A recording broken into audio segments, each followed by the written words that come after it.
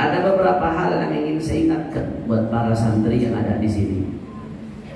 Kadang-kadang kita ini sebagai santri merasa kesulitan di beberapa hal, beberapa pelajaran. Padahal kalau kita maksimalkan dengan baik, yubiinkanina qadrul masafat.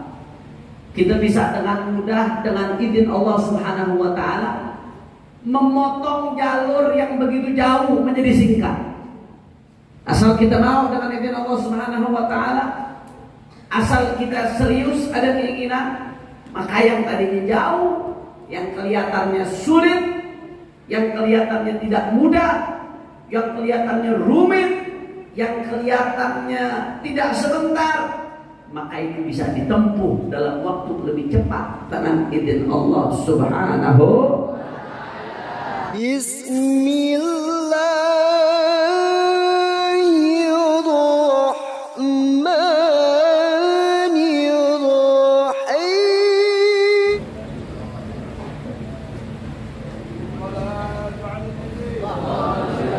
Bismillahirrahmanirrahim. Assalamualaikum warahmatullahi wabarakatuh.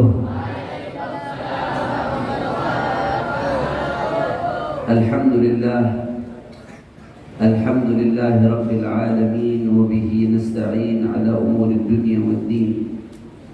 Allahumma fassalli wa sallim wa barik wa karrim wa majid wa 'azzim ala sayyidina wa habibina wa syafi'ina ونور قلوبنا محمد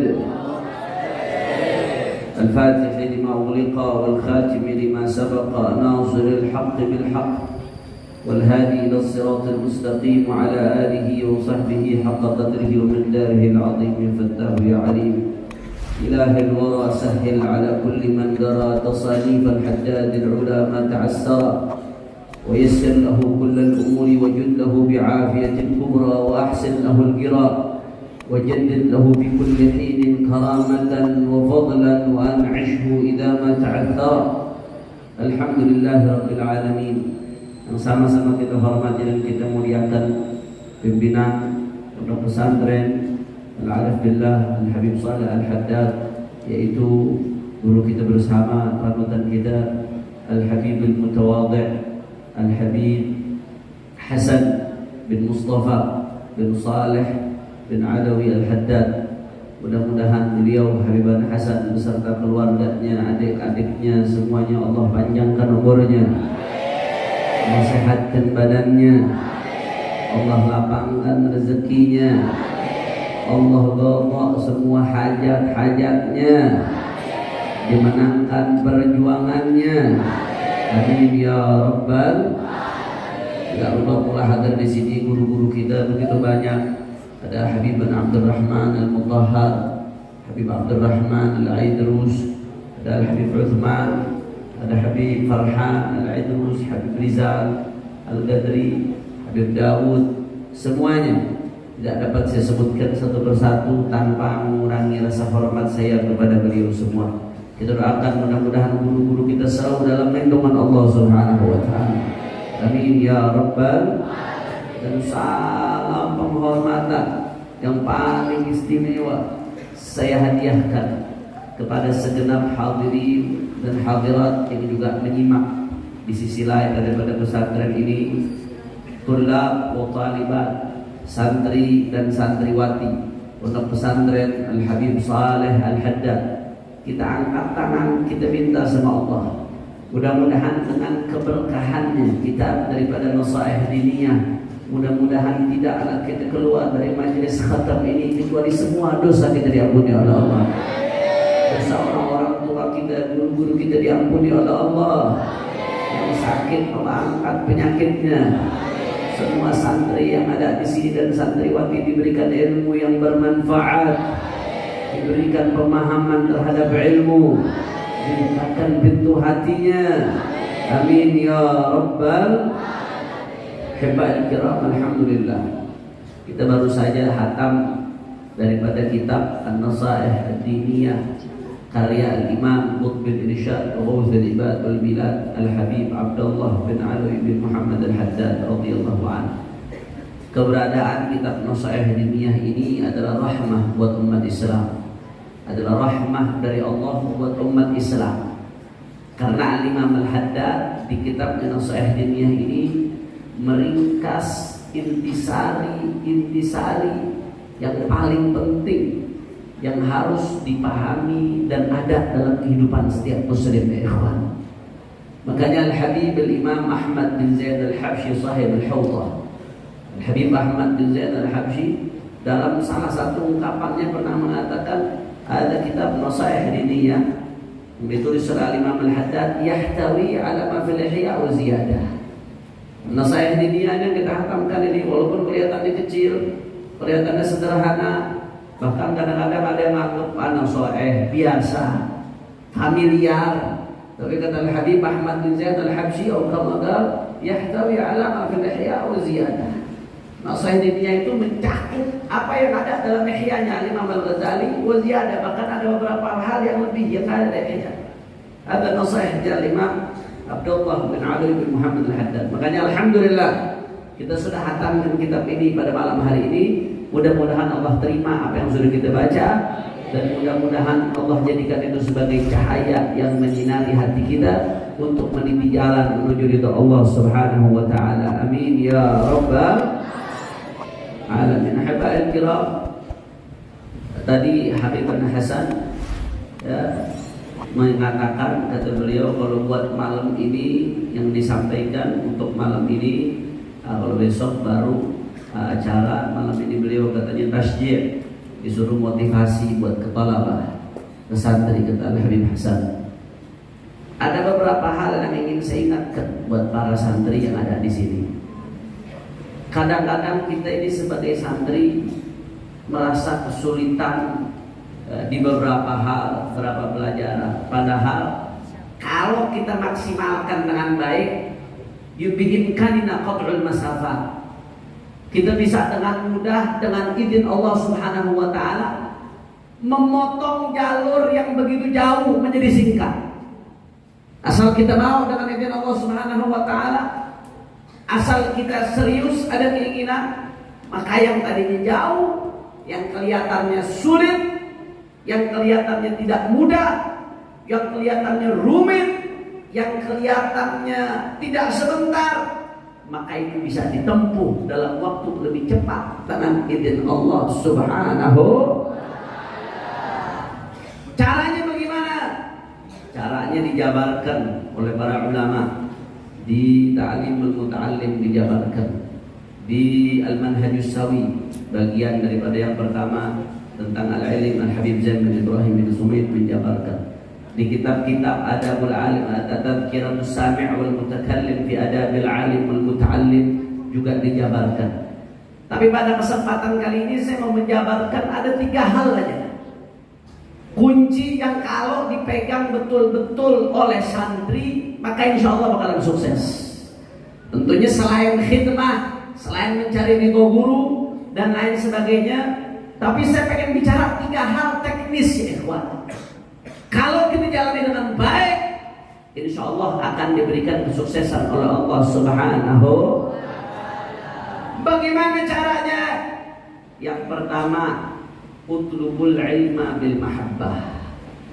Kalau kita menuntut ilmu, tuntutlah ilmu dengan cinta.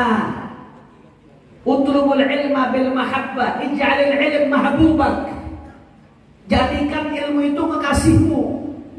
Maka kalau sudah kita menuntutnya dengan cinta, bukan karena paksaan, bukan karena dorongan orang tua, bukan karena terpaksa dimasukin pondok, tapi memang karena suka, karena cinta, karena senang, maka cinta itu yuqarribul ba'id. Cinta itu akan yang membuat yang jauh menjadi dekat. Cinta itu akan mempermudah yang sulit. Cinta itu akan membuat yang tidak menyenangkan jadi menyenangkan. Syarat dan kuncinya yang pertama adalah cinta. Kira-kira jelas atau tidak? Paham atau tidak? Makanya kalau kita lihat sirahnya ulama-ulama terdahulu, mughramun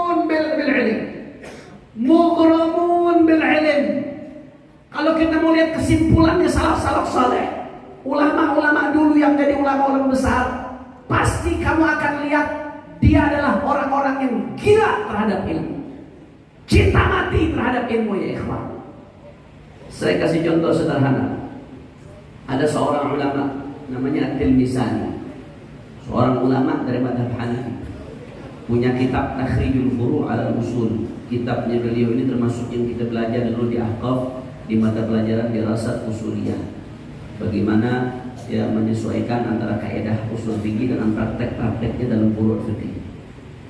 Kitab luar biasa tersebar di jamiat alamiah, di berbagai universitas dunia, universitas Islam.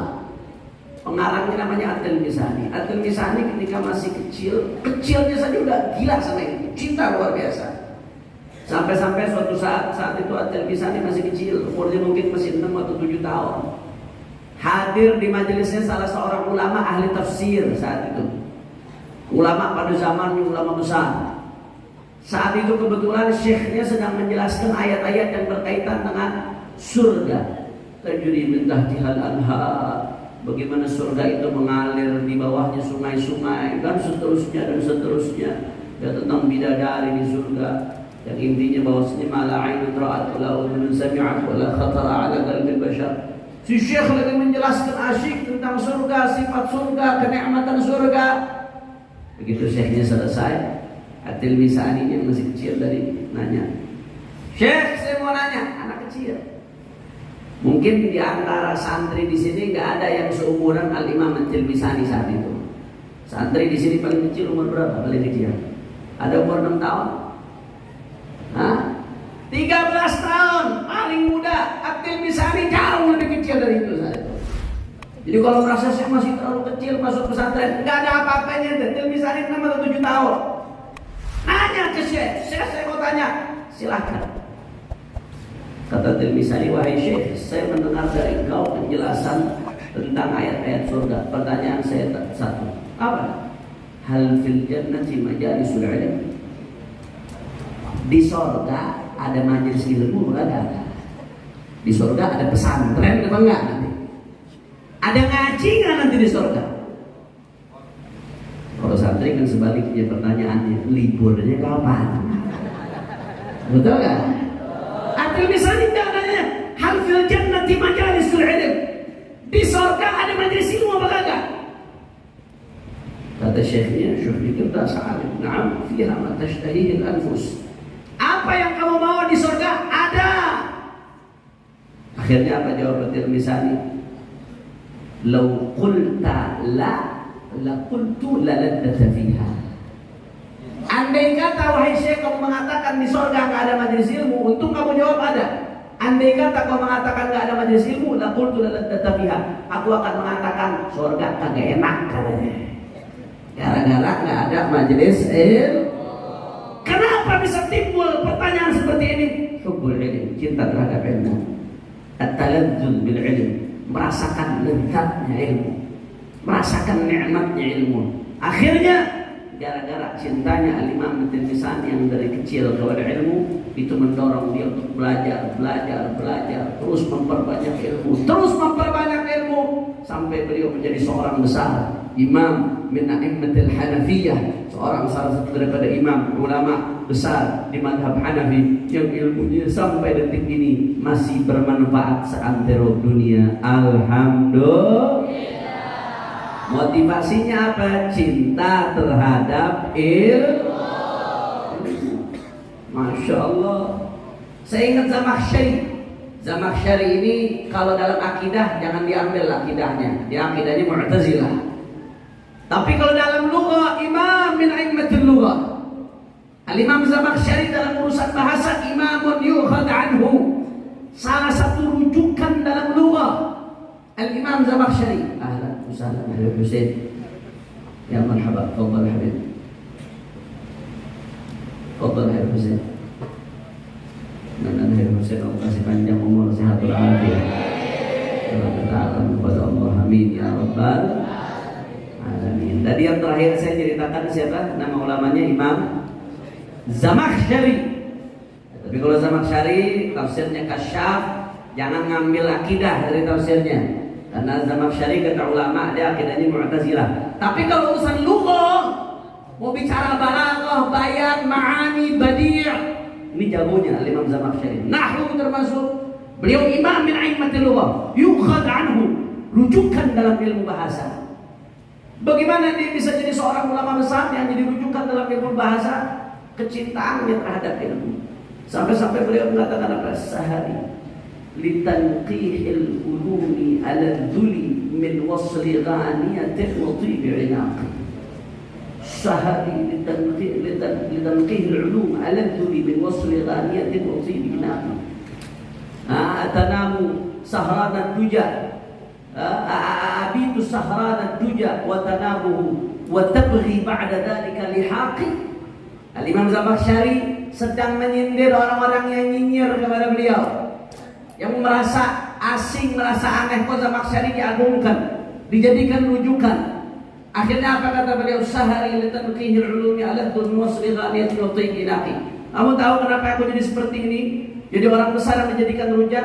Sahari litanqihil ulum, aku begadang, nggak tidur semalaman untuk belajar, untuk menghafal, untuk mencatat, untuk menghasilkan ilmu. Alat tuli, bagiku lebih lezat, lebih nikmat daripada aku bermesra-mesraan dengan wanita yang cantik, katanya saudara.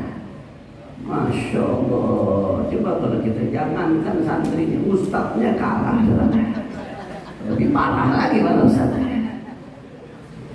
Mendingan saya belajar daripada saya bermesra-mesraan sama wanita yang cantik. Saking cintanya sama ilmu. Kata beliau itu lebih lezat. Kalau kita sebaliknya, saudara. Kalau kita an-nawmu 'indi wal kasal ahla madaqatan minal asal. In lam tusaddiqni fasal man kana mithli fil kasal. An-nawmu 'indi wal kasal ahla madaqatan minal asal. Bagiku ini jawablah jujur masing-masing dari kita sendiri. An-nawmu 'indi wal kasal, bagiku tidur dan malas-malasan ahla madaqatan minal asal, lebih manis daripada manisnya madu. In lam tusaddiqni, kalau kamu enggak percaya, fasal, maka tanya siapa? Man kana mithli fil kasal, orang-orang yang malasnya sama seperti aku. Betul atau tidak? Betul atau tidak? Kenapa bisa seperti itu? Karena kita kurang cinta terhadap ilmu. Tapi mereka para ulama ja'alul ilma mahbubahum. Mereka menjadikan ilmu kecintaan mereka. Mereka menjadikan ilmu kekasih mereka, sehingga mereka akan senantiasa dengan senang, dengan sukacita, dengan penuh perasaan bahagia selalu bersama-sama dengan ilmu. Karena al-muhib la yuridu an yufariq mahbubah. Karena seseorang pecinta tidak akan pernah berpisah dari yang dicintainya. Begitu pula orang yang cinta ilmu ingin terus-terusan bersama ilmu, nggak pengen berpisah dari yang dicintainya. Karenanya mereka jadi ulama-ulama besar, karena salah satu motifnya adalah cinta kepada ilmu. Kira-kira sampai sini jelas atau tidak? Jelas atau tidak? Kalau begitu cinta kepada ilmu penting atau tidak? Penting atau tidak? Allahumma shalli ala Muhammad. Itu syarat yang pertama. Yang kedua, di antara syarat yang paling penting adalah mengoptimalkan apa yang kita miliki buat ilmu. Ini yang membedakan kita sama ulama-ulama dulu. Kita sama ulama dulu sama-sama manusia. Bentuk otaknya sama. Sama-sama punya mata, punya hidung, punya mulut, punya kepala, punya kaki. Kita makan, mereka pun makan. Bahkan kita sekarang lebih enak, kitab lebih gampang didapat. Dulu harus nasakh. Orang mau dapat kitab harus nulis sendiri, ulama-ulama dulu. Setengah mati, satu kitab saja susah sekali. Nggak mudah ya ikhwah. Tapi kita sekarang dipermudah. Tapi kenapa kita jauh dibandingin ulama-ulama dulu? Karena mereka memaksimalkan apa yang mereka punya ya ikhwan. Waktunya, tenaganya, pikirannya dimaksimalkan buat ilmu. Itu bedanya dengan kita. Sedangkan kita tidak memaksimalkan apa yang kita miliki dengan ilmu. makanya hasilnya jadinya pas-pasan, hasilnya seadanya. Sebetulnya kita bisa, tapi kita nggak keluarkan kemampuan maksimal tersebut, saudara. Saya kasih contoh supaya kita bisa renungi. Contoh sederhana, mudah, gampang, dan masing-masing dari santri pasti ngalamin. Ayo santri jawab yang jujur. Santri pondok pesantren Habib Sholeh Al-Haddad, jawab yang jujur, yang kompak. Ada nggak di antara santri di sini yang setiap malam mutolaah sampai 20 halaman? Ada?